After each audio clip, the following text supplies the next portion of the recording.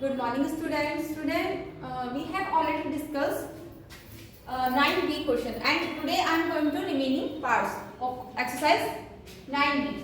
Okay, student. So question is, if 9, x, x, 49 are in a proportional, find the value of x. आपको देखो यहाँ पे क्या given है, मैंने आपको बोला था ना, यहाँ पे एक कोई मिसिंग टर्म्स आपको गिवन है, तो आपको वो चीज फाइंड आउट करनी है। सिंपल सी एक चीज है जो कि आपको फॉर्मूला हम स्टार्टिंग से इसी एक्सरसाइज में यूज करते आ रहे हैं। कौन सा फॉर्मूला है वो आपका product of means is equal to product of extreme. ठीक है, सो देखिए यहाँ पे हमने इसको क्या करा, पहले इसको रेशियो में किया 9:x proportional x ratio 49। So means term आपकी x और x है एंड एक्सट्रीम टर्म आपकी 9 एंड 49 है। ठीक है, फॉर्मूला लिखा आपने, तो मीन्स कौन सी दोनों टर्म्स, ये वाली, यानी कि x multiply x and extreme term क्या है आपकी 9 मल्टीप्लाई 49। सो इन दोनों की मल्टीप्लाई करेंगे, आपका आएगा x square and is equal to 9 multiply 49। अच्छा, 9 को कैसे लिख सकते हो आप, 3 मल्टीप्लाई 3। ठीक है, एंड 49 को कैसे लिख सकते हो आप, 7 मल्टीप्लाई 7। ठीक है, अभी देखिए यहाँ पे 3 2 बार आ रहा है, 7 2 बार आ रहा है, क्या हम इसको ब्रैकेट में करके होल ब्रैकेट 2 लगा स्क्वायर लगा सकते हैं। ठीक है, इसका मतलब क्या है, 3 भी 2 बार है एंड 7 भी 2 टाइम्स है। ठीक है, सो यहाँ स्क्वायर से आपका ये वाला स्क्वायर कट हो जाएगा, आपके पास x की वैल्यू कितनी आएगी, 3 7 21। ठीक है, जो आपका मिसिंग नंबर था, जो आपको बोला गया था कि x की वैल्यू बताइए, यहाँ पर भी आपका 21 होगा, यहाँ पर भी आपका 21 होगा। ठीक है student, so next question is find the value of x if 5:3 proportional x ratio 6। आपको फिर से इसमें वही बताना है, x की वैल्यू बतानी, सेम एज इट इज ऊपर जैसे क्वेश्चन किया, सेम ऐसे ही आपका ये क्वेश्चन होना है। ठीक है, फॉर्मूला लिखा product of means is equal to product of extremes. आपके बताइए इसमें मीन्स कौन से हैं, मीन्स टर्म्स कौन से हैं, 5 एंड 3 एंड 6। तो 3 multiply 6 is equal to, and extreme terms कौन सी है आपकी दोनों, 5 एंड 6।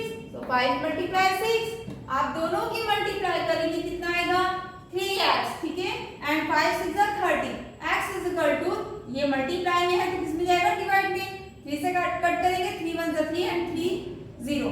ठीक है, सो कितना आएगा आपका, x की वैल्यू आ जाएगी आपकी 10। सो हम इसको लिख देंगे 5:3 रेशियो, जो आपकी मिसिंग वैल्यू थी वो थी 10, जो हमारे अभी फाइंड आउट की है, and ratio 6। Clear student, now आपको क्वेश्चन आपको इस तरीके से गिवन है, प्रूव करने वाले हैं। आपको बोला गया चलिए शो कीजिए कि कंटिन्यू प्रोपोर्शनल है या नहीं। So question is show that the following number are continue proportional. क्या ये जो नंबर गिवन है ये कंटिन्यू प्रोपोर्शनल है? सो देखिए कैसे करना है, सेम एज इट इज वही formula, product of means is equal to product of extreme. यहाँ पर आपके मीन्स है 90 and 90, so 90 multiply 90, and extreme है आपके 36 to 25, दोनों की मल्टीप्लाई करेंगे, आप देखेंगे दोनों साइड आपकी क्या है, इक्वल आ रही है।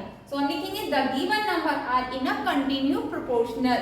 ठीक है, कल हमने एक दूसरा फॉर्मूला बताया था जिसमें मैंने आपको दूसरे तरीके से बताया था कि आप उसको वैसे भी कर सकते हैं। ठीक है स्टूडेंट, आगे जो हम इसी का दूसरा पार्ट करेंगे उसको दूसरे मेथड से करेंगे। आप इस मेथड से करना या वो वाला मेथड से करना, जो आपको इजी लगे वही मेथड आप यूज करिएगा।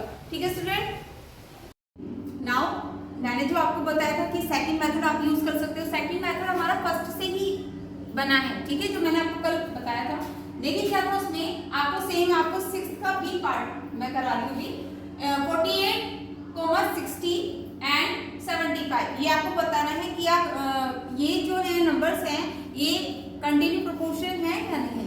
सो हम वहाँ पे क्या करते थे, product of means is equal to product of extreme, यही करते थे ना। तो अब हमें जब भी आपसे बोला गया हो कि आप इसे बताओ है या नहीं, आप एक फॉर्मूला यूज करेंगे। क्या, पहले आप इसको लिख लो, वो बोला है या नहीं, बट हमने क्या करा, इसको लिख दिया प्रोपोर्शनल में 48:60। अब आपको पता है जो बीच वाला नंबर है वही दोबारा साइड होगा, ये a है, ये b है, ये c है। ठीक है, सो b आपका 60 है, तो 60 proportional 60 and ratio 75।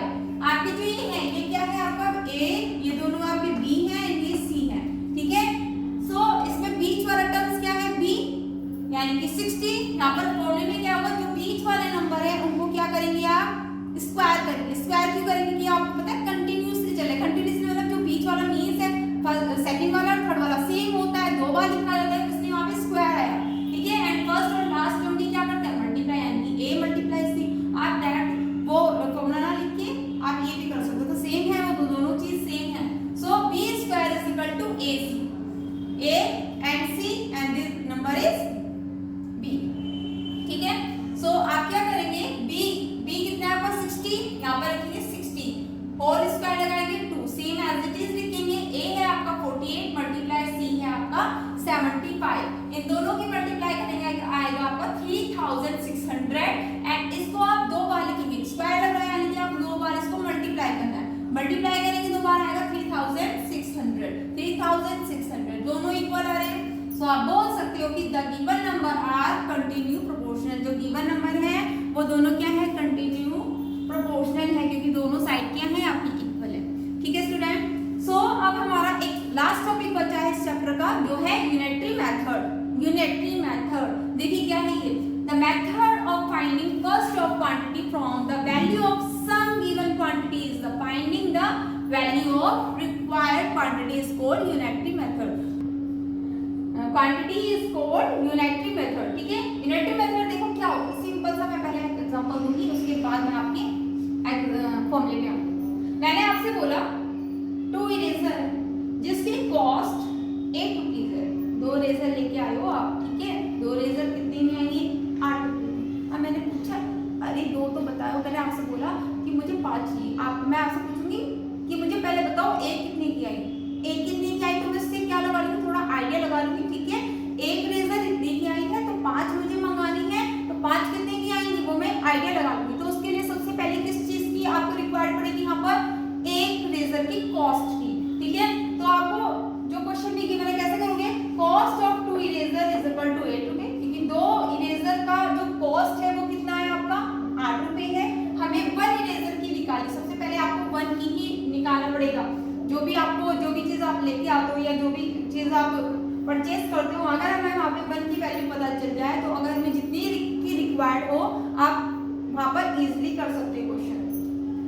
So 1 eraser का कॉस्ट कितना होगा कैसे पता करोगे, जो आपके गिवन है क्वेश्चन में, जो गिवन है कितने रुपए रखे 8 रुपए, कितने 8 रुपीज, एंड 8 रुपीज कितने की है 2 इरेजर की। इन दोनों को क्या करोगे आप डिवाइड करोगे, डिवाइड करने पर आपका आएगा 2 1 जा 2 2 4 जा 8, कितना है 4 रुपीज।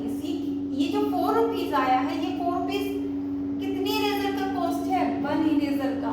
अब आप देखो एक इरेजर 4 रुपीज थी, अब मैंने आपसे पूछा 3 इरेजर बताओ कितनी की, अब मैंने बोला एक इरेजर 4 की, एक इरेजर 4 रुपए की, एक इरेजर कितनी की है 4 की, तो 3 कितनी की आएगी। आप क्या करोगे 4 मल्टीप्लाई 3 कर दोगे, तो हाँ ठीक है मैं इसमें मल्टीप्लाई कर देती हूँ, तो फिर क्या आ जाएगा आपको 3 इरेजर जितने की भी रिक्वायर्ड, मानो मैंने आपको 5 से पूछा 5 इरेजर कितनी की, तो आप 5 से मल्टीप्लाई करोगे, 5 से मल्टीप्लाई किसकी करोगे 4 की। मैंने आपसे पूछा 6 इरेजर कितने की आएगी, आप कहोगे मैं बता दूंगा या बता दूंगी जितने की भी आएगी। आप कैसे करोगे, बोलोगे मैं मुझे एक का रेट पता है, एक कितने में आती है, तो आप कितनी भी पूछ लो मैं बता दूंगी मल्टीप्लाई करके, आप ऐसे बोलोगे। तो आप क्या बोलोगे कॉस्ट ऑफ 3 इरेजर कि एक कितने की आई 4 की, तो 3 कितने की आएगी 4 3 जा 12 की। मैंने आपसे बोला 5 कितने की आएगी, तो एक कितने की है 4 की, तो 5 कितने की आएगी 4 की मल्टीप्लाई 5 से, तो 4 5 जा 20। मैंने बोला 6 कितने की आएगी, तो 4 मल्टीप्लाई 6 4 6 जा 24, तो इतने रुपीस की आपकी आ जाएंगी। तो यहाँ पे 3 इरेजर का कॉस्ट पूछा है, तो 3 इरेजर 12 रुपीस की। अब देखिए आप फॉर्मूले पर देखिए, जब भी आपको एक आर्टिकल की वैल्यू निकालनी हो, यानी कि एक की वैल्यू निकालनी हो, तो क्या करेंगे, जो भी कॉस्ट गिवन है क्वेश्चन में उससे डिवाइड करेंगे नंबर ऑफ आर्टिकल, जितने भी आपको गिवन है, यानी कि जो कॉस्ट गिवन है और जितने वो आर्टिकल्स है, जितनी वो चीजें हैं उसको डिवाइड कर देंगे। देखिए यहाँ पे cost of given number article, आपको कॉस्ट कितनी गिवन थी इसकी 8 रुपीज, तो हमने यहाँ पे क्या रखा था 8, और कितनी 8 रुपीज में कितनी चीजें आई, नंबर ऑफ आर्टिकल्स कितने थे यहाँ पे गिवन थे जो 2, तो मैंने 2 से डिवाइड किया। सेम फॉर्मूले में था ना, यानी कि कॉस्ट जो गिवन हो और जितनी वो कॉस्ट में जितनी चीजें आई उसको आप डिवाइड कर दें, नंबर ऑफ आर्टिकल से डिवाइड कर दें, वहां से आपके पास क्या आएगा कॉस्ट कितनी की 1 आर्टिकल। जो 1 आर्टिकल मतलब जो भी आप चीज परचेज करोगे या जो भी चीज खरीदोगे एक की वैल्यू आ जाएगी। अब एक की वैल्यू आ जाओगी तो मैंने पूछा था 3 की, तो 3 की मल्टीप्लाई किससे की थी, जो आपकी 1 आर्टिकल की कॉस्ट थी, 1 article multiply number of required article, यहाँ पर कर लीजिएगा नंबर ऑफ रिक्वायर्ड आर्टिकल, ठीक है, जितनी आर्टिकल्स की आपको जरूरत हो। मैंने बोला ठीक है 4 आया था तो cost of 1 article, cost of 1 article कितना निकला था वहां पर आपका 4, तो 4 क्या था मल्टीप्लाई क्या किया था number of required article, required कितने थे आपको 3 की जरूरत थी, तो आपने क्या था 4 मल्टीप्लाई 3, तो कितना आता 4 3 5, तो आपको कॉस्ट ऑफ एनी आर्टिकल मतलब कितनी की भी आपसे पूछी हो आप इजीली बता सकते हो।